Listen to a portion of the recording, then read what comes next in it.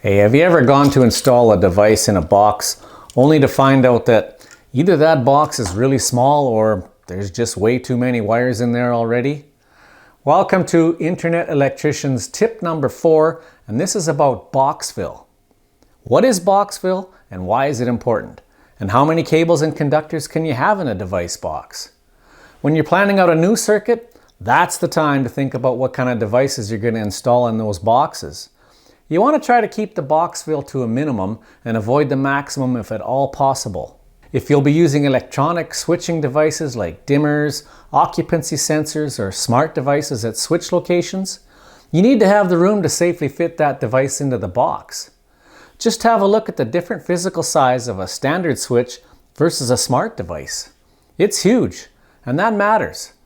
It's the same issue with receptacles. A standard duplex receptacle is considerably smaller than is a GFCI or a USB receptacle combination, or a smart receptacle.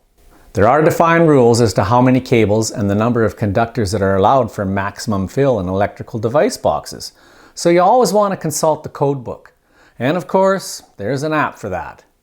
But as a general rule, a standard size box can have up to 5 conductors, meaning you can have maybe one 2-wire cable and a 3-wire cable in it. If you need to have more than that, you gotta go to a deeper box, and that likely means you can add another cable, so maybe 2 2-wire cables and one 3-wire cable for a total of 7 in that box, and that might still be a problem when it comes to installing some of these larger devices. So if you have the option in a newer installation, it's best just to use larger device boxes everywhere. If you're working with existing installations, it's critical that you have a look at the location that you intend to use it if you're hoping to replace some generic device with something larger that are becoming oh so prevalent these days. I've seen it happen way too many times where the new device just will not fit. So here's a real-life example of what I'd like to do and what the problem is. I've got that regular receptacle in here. I'd like to change it out to this device, 2 USB ports and a duplex receptacle.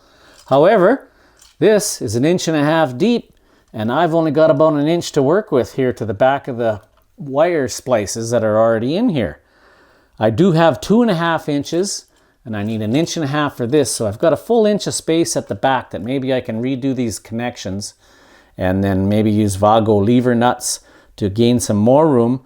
And if I can make it work without putting any pressure on the splices back there and comfortably fit this in here, I will. But if I can't, I won't do it. We'll just put this one back in. So don't go purchase a new device for an upgrade without checking to see if you have the room. Trying to make it fit is dangerous for several reasons. With no airspace around the device and the conductors, heat dissipation can become a factor. And then forcing it in can also damage the insulation on the conductors and potentially cause a break in the wire or a short circuit situation. So in conclusion, when it comes to electrical outlet boxes, bigger is better. Well, at least that's what she said. So if you found this quick tip useful, do give it a like, subscribe to my channel if you haven't done so already, and hey, turn on that notification bell. And maybe you haven't noticed, but beside that bell, once you click it, there's a pull down menu that you have some options.